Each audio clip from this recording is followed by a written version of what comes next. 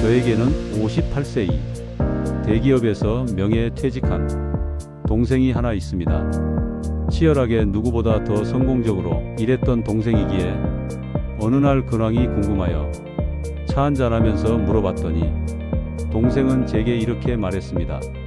형, 내 인생에서 가장 잘한 선택이 뭔지 알아? 승진, 자녀 교육 이런 거 다 필요 없어. 퇴직하고 아무것도 안 하는 거였어. 순간 저는 제 귀를 의심했습니다. 아무것도 안 한다고? 우리는 늘 들어온 말이 있습니다.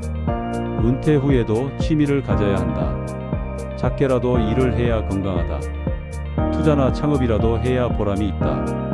하지만 제 동생은 정반대로 말했습니다. 억지로 뭔가를 하려는 순간 불행이 시작되었고 아무것도 하지 않는 하루가 진짜 호사였다고요. 아무것도 하지 않는 것이 제일 잘한 선택이라는 동생과 다양한 퇴직자들의 이야기는 구독과 좋아요 눌러주시면 지금 바로 시작합니다. 얼마 전 제가 만난 67세 남모 씨의 이야기부터 시작해 보겠습니다. 그분이 저에게 이렇게 말씀하시더군요. 내가 70년 가까이 살면서 깨달은 가장 중요한 진실이 하나 있어. 그게 뭔지 알아? 바로 아무것도 하지 않을 용기야. 처음엔 무슨 말인지 이해가 안 갔습니다. 우리는 평생 뭔가 해야 한다. 생산적이어야 한다고 배워왔잖아요. 특히 은퇴하면 새로운 일을 찾거나 취미라도 가져야 한다고 생각하죠. 하지만 이분의 다음 말을 듣고는 정말 충격을 받았습니다. 은퇴하고 처음 2년은 지옥이었어. 뭔가 해야 한다는 강박 때문에 말이야. 그런데 어느 순간 깨달았지. 내가 평생 놓치고 살았던 게 바로 그냥 살아있는 것의 기쁨이었다는 걸. 사실 이건 우리 문화의 문제이기도 합니다. 우리는 어릴 때부터 놀면 안 된다. 항상 무언가를 성취해야 한다고 배워왔거든요. 그래서 은퇴 후에도 여전히 이런 압박감에 시달리는 거죠. 하지만 의학적으로 보면 완전히 다른 이야기입니다. 서울대학교 의과대학 정신건강의학과 연구팀이 발표한 자료를 보면 우리 뇌와 몸은 진정한 휴식을 통해서만 제대로 회복된다고 합니다. 억지로 무언가를 하려고 하면 오히려 스트레스 호르몬인 코르티솔이 증가하고 면역력이 떨어진다는 연구 결과도 있어요. 특히 60세 이후에는 더욱 그렇습니다. 젊을 때와 달리 회복 능력이 떨어지기 때문에 충분한 휴식이 더욱 중요해지거든요. 그런데 많은 은퇴자들이 이런 사실을 모르고 있습니다. 아니, 알고 있어도 쉽게 받아들이지 못하는 거죠. 그럼 이제 실제 사례들을 들어보시죠. 첫 번째는 60세에 은퇴한 전직 교사 김모 씨의 이야기입니다. 김 씨는 30년간 중학교에서 국어를 가르치셨습니다. 정말 성실한 선생님이셨다고 해요. 은퇴 직후에는 당연히 시간에 구애받지 말고 학원 강사라도 해야겠다고 생각했대요. 주변에서도 그러라고 권했고요. 경험도 많고 실력도 있는데 그냥 쉬기만 하면 아깝지 않냐는 말을 정말 많이 들었다고 합니다. 그래서 처음 3개월 동안은 학원을 알아보고 이력서도 넣고 정말 열심히 했대요. 그런데 막상 준비하다 보니 너무 피곤하고 스트레스만 쌓이더라고요. 젊은 강사들과 경쟁해야 하는 것도 부담스럽고 새로운 교육 방식도 배워야 하고 무엇보다 30년 동안 해왔던 일을 또 해야 한다는 생각이 드니까 정말 지겹더라는 거예요. 그래서 아예 마음을 비우고 이렇게 하루를 보내기 시작했습니다. 아침에 일어나면 커피 한 잔을 천천히 마시면서 창밖을 바라봅니다. 예전에는 아침마다 시간에 쫓겨서 후다닥 마셨는데 이제는 커피 향을 맡고 맛을 음미할 시간이 있더라고요. 그 다음에는 베란다로 나가서 화분에 물을 주고 잎들을 하나하나 살펴봅니다. 30년 동안 키웠던 화분들인데 이렇게 자세히 본 건 처음이었대요. 오전에는 평소 읽고 싶었던 책을 읽습니다. 교과서가 아닌 자신이 정말 좋아하는 소설이나 에세이 말이에요. 점심 후에는 반드시 30분 낮잠을 잡니다. 젊을 때는 낮잠을 게으른 것이라고 생각했는데 이제는 몸이 원하는 걸 느낄 수 있게 되었다고 해요. 오후에는 동네를 한 바퀴 돕니다. 30년 동안 살았던 동네인데도 이렇게 천천히 걸어본 건 처음이었대요. 어느 집에 무슨 꽃이 피어 있는지, 어느 카페가 새로 생겼는지 이런 걸 처음 알게 되었다고 합니다.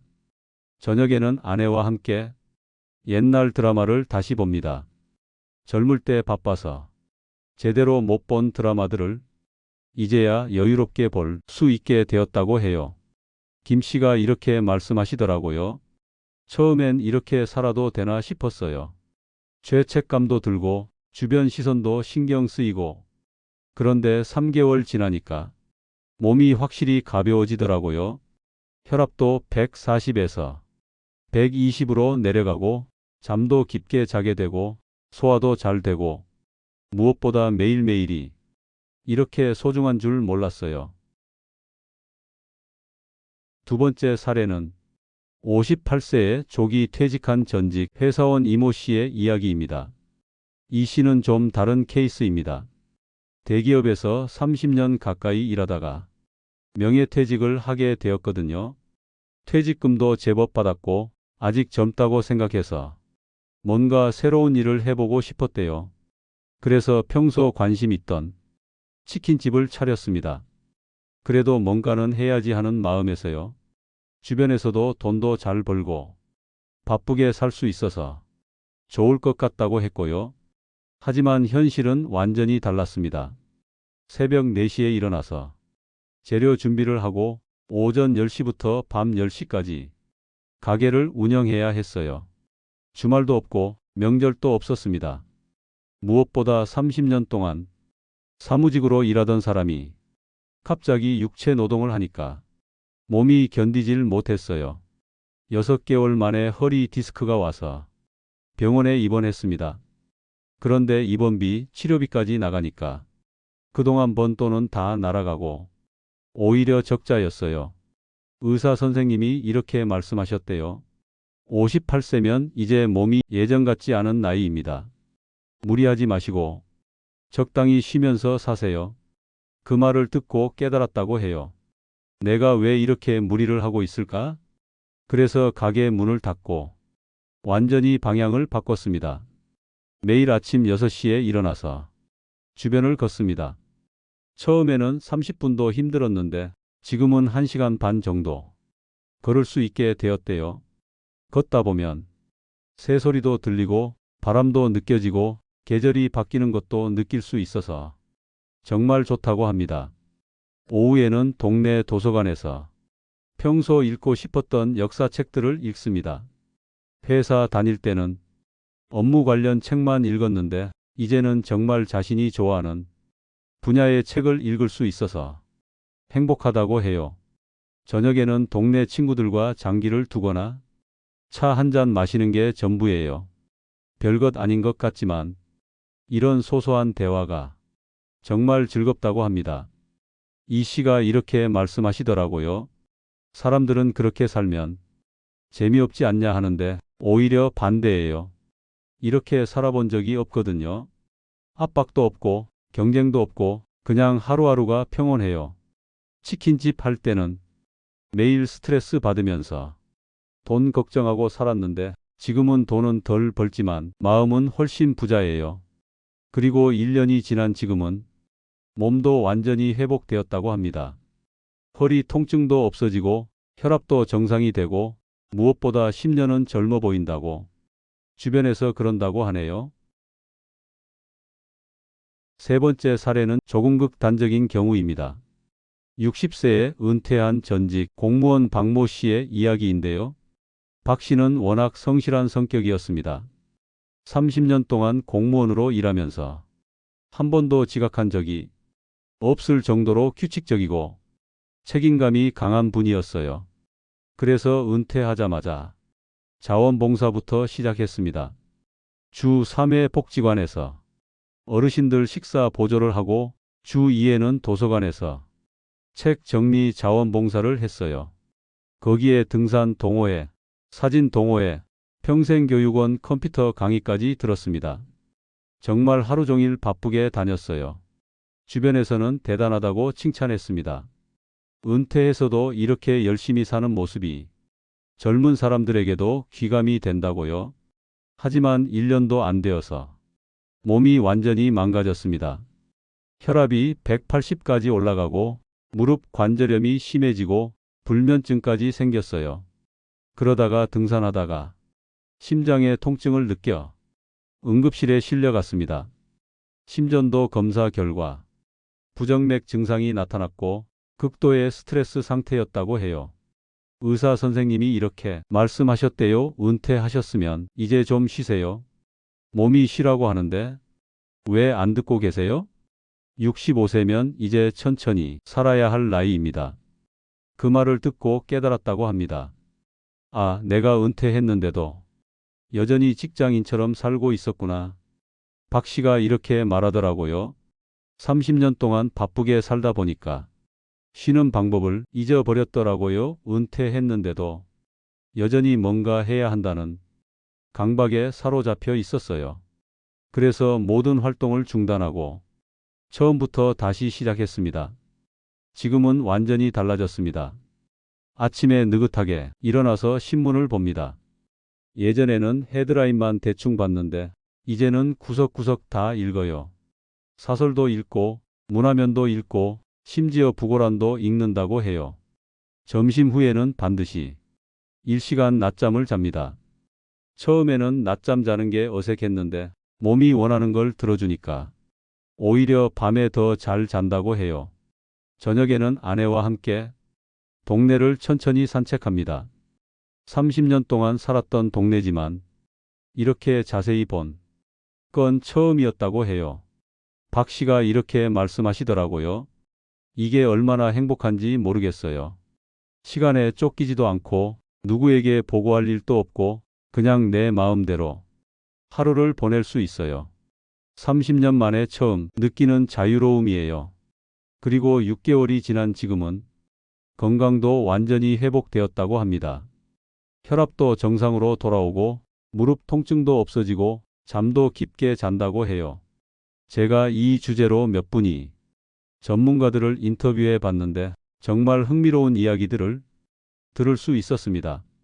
먼저 연세대학교 심리학과 교수님의 말씀입니다. 은퇴 후 우울증의 가장 큰 원인 중 하나가 바로 여전히 뭔가 해야 한다는 강박입니다. 이런 강박은 오히려 스트레스를 증가시키고 삶의 질을 떨어뜨려요. 반대로 이제는 아무것도 하지 않아도 된다는 해방감을 느끼는 사람들이 삶의 만족도가 훨씬 높습니다. 또한 서울대학교 의과대학 가정의학과 교수님은 이렇게 말씀하셨어요. 의학적으로 보면 60세 이후에는 충분한 휴식이 더욱 중요해집니다. 젊을 때와 달리 신체 회복 능력이 떨어지기 때문이죠. 억지로 무리한 활동을 하면 오히려 면역력이 떨어지고 각종 질병에 노출될 위험이 높아집니다. 경제학자 분의 말씀도 인상적이었습니다. 은퇴 자금이 어느 정도 있다면 무리해서 돈을 벌려고 하는 것보다 그냥 쉬는 전략이 장기적으로 더 유리할 수 있어요. 창업 실패나 투자 실패로 자산을 잃을 리스크도 없고 건강을 지킬 수 있어서 의료비도 절약할 수 있거든요. 실제로 통계청 자료를 보면 은퇴 후 창업한 사람들의 성공률은 20% 미만이라고 합니다. 80%는 실패해서 오히려 자산을 잃는 경우가 많다는 거죠. 그렇다면 여기서 말하는 아무것도 안 한다는 게 구체적으로 뭘까요? 여기서 중요한 건 제가 말하는 아무것도 안 한다는 게 하루 종일 침대에 누워 있자는 뜻이 아니라는 거예요. 아무것도 안 한다의 진짜 의미는 자유로운 선택입니다. 아침에 눈 떠서 오늘은 뭘 하지 할 때 해야 하니까 하는 게 아니라 하고 싶으니까 하는 거죠. 예를 들어 산책을 한다면 건강을 위해서 억지로 하는 게 아니라 바람이 좋아서 날씨가 좋아서 그냥 걷고 싶어서 하는 거예요. 책을 읽는다면 뭔가 배워야 한다는 부담감이 아니라 그냥 재미있어서 궁금해서 읽는 거고요.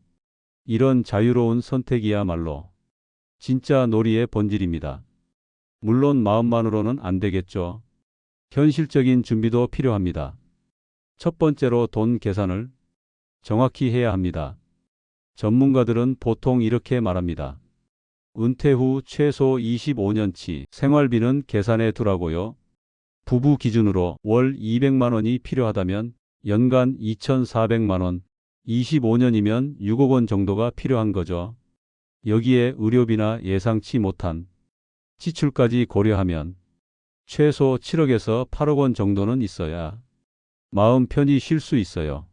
물론 국민연금이나 퇴직연금 같은 정기 수입이 있다면 그만큼 줄어들겠죠.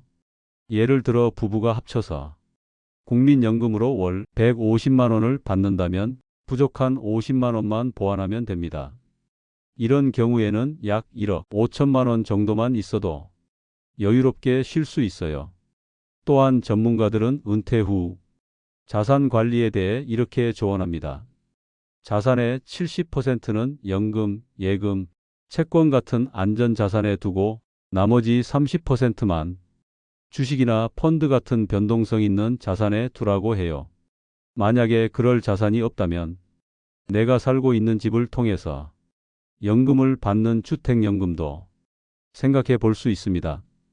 이렇게 하면 큰 손실 위험 없이 안정적으로 자산을 유지하면서 마음 편히 쉴 수 있습니다. 두 번째로는 건강관리입니다. 놀기 위해서도 건강해야 합니다. 아프면 놀기도 힘들어요. 의학적으로 60세 이후 가장 주의해야 할 것들은 혈압관리, 혈당관리, 근육량 유지입니다. 특히 근육량은 60세 이후 매년 1%씩 감소한다고 해요. 이걸 막으려면 꾸준한 운동이 필요한데 복잡한 운동 안 해도 됩니다. 집에서 스쿼트 15개, 팔굽혀펴기 10개만 꾸준히 해도 큰 차이가 나요. 중요한 건 매일 조금씩이라도 꾸준히 하는 거예요. 세 번째로는 생활 리듬을 만드는 것입니다. 자유롭게 논다고 해서 아무 계획 없이 사는 건 아니에요.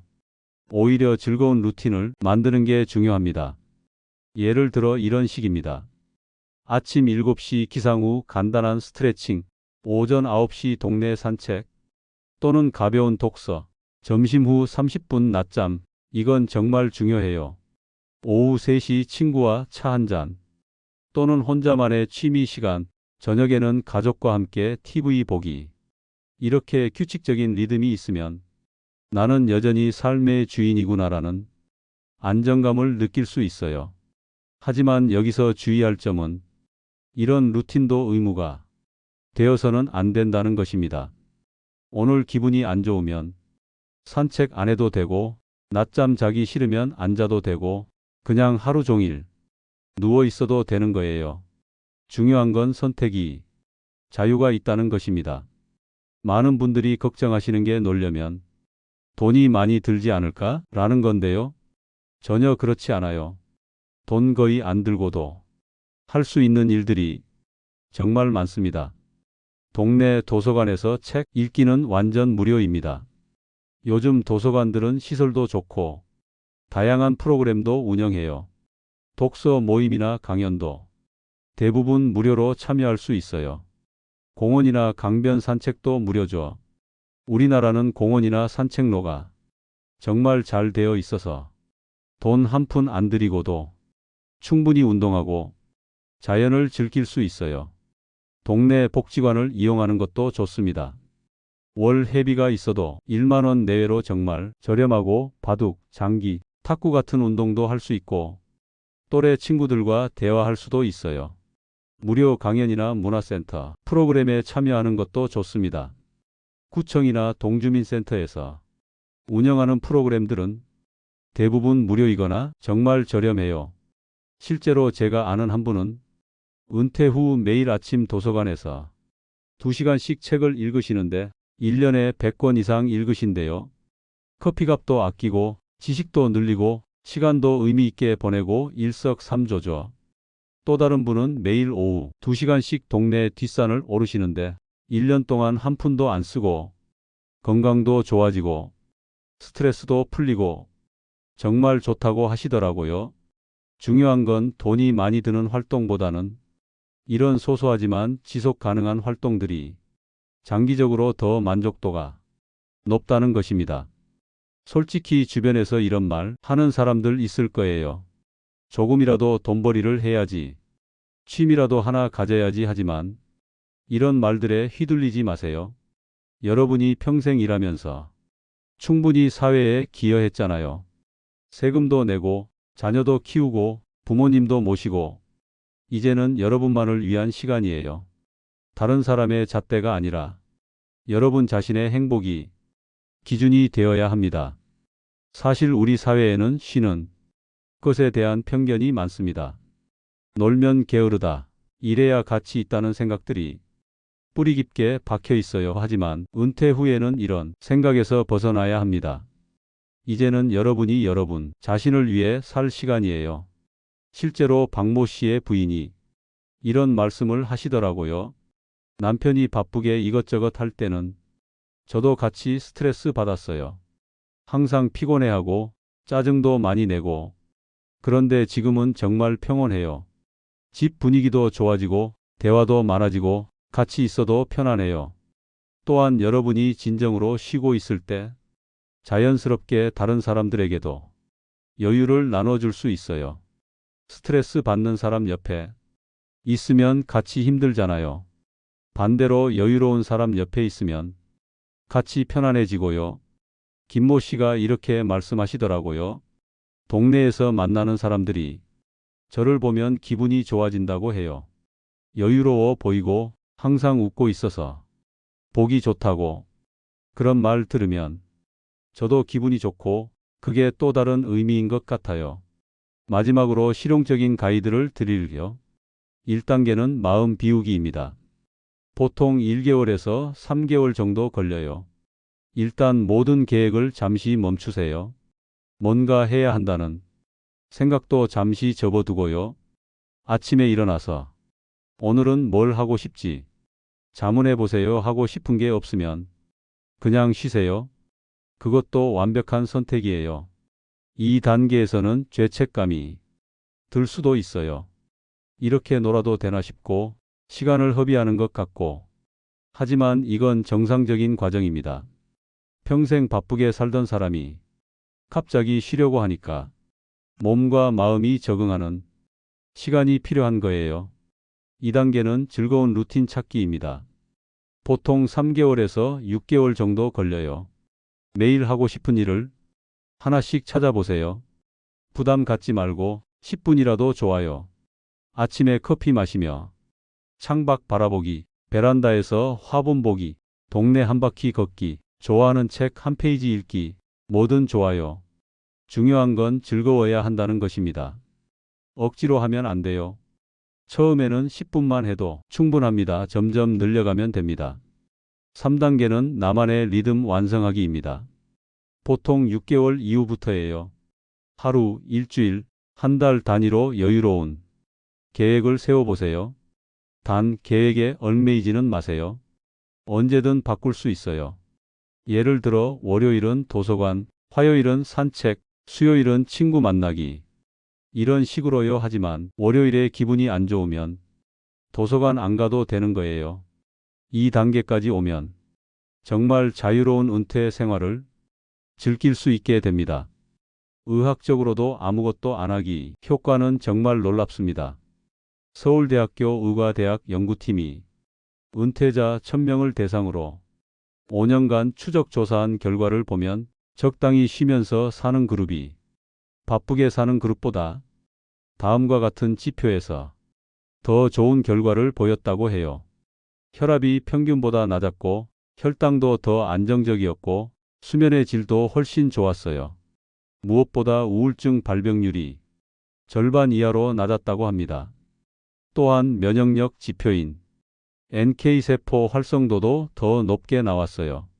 이는 암이나 각종 질병에 대한 저항력이 더 강하다는 의미입니다. 스트레스 호르몬인 코르티솔, 수치도 현저히 낮았고 반대로 행복 호르몬인 세로토닌과 도파민 수치는 더 높았어요. 경제적으로도 놀기는 합리적인 선택일 수 있습니다. 한국은행 경제연구원의 자료에 따르면 은퇴 후 창업한 사람들의 평균 손실액이 3천만 원이라고 해요. 성공하는 사람은 20% 정도뿐이고 나머지는 모두 손실을 본다는 거죠. 반면에 적당히 쉬면서 사는 사람들은 큰 손실 없이 안정적으로 자산을 유지할 수 있어요. 또한 건강을 지키면 의료비도 절약할 수 있습니다. 통계청 자료를 보면 스트레스를 많이 받는 은퇴자들의 의료비 지출이 그렇지 않은 사람들보다 평균 40% 더 높다고 해요. 결국 돈을 벌려고 무리하다가 건강을 해치면 오히려 더 많은 돈이 들어간다는 거죠. 여러분, 우리는 평생 일에 쫓기며 살아왔습니다. 하지만 은퇴는 다릅니다. 이제는 여러분이 여러분을 위해 살 시간이에요. 그냥 아침 햇살을 느끼고 커피 향을 맡고 바람 소리를 듣고 가족의 웃음소리에 같이 웃는 거예요. 그런 소소한 일상이 쌓여서 만들어지는 게 바로 진짜 잘 사는 인생이 아닐까요? 그게 바로 은퇴 후 여러분이 누릴 수 있는 최고의 특권입니다. 평생 남들을 위해 살아온 여러분이 이제는 자신을 위해 살 시간입니다. 하고 싶은 게 없다면 그냥 쉬어도 됩니다. 그것도 완벽한 선택이에요. 여러분의 노후가 누군가의 눈치가 아닌 자신의 선택으로 채워지길 바라며 혹시라도 제 이야기가 조금이나마 도움이 되셨다면 구독과 좋아요로 응원해 주세요. 긴 이야기 끝까지 들어주셔서 정말 고맙습니다. 다음에 좀 더 재미있고 유익한 이야기로 찾아뵙겠습니다. 감사합니다.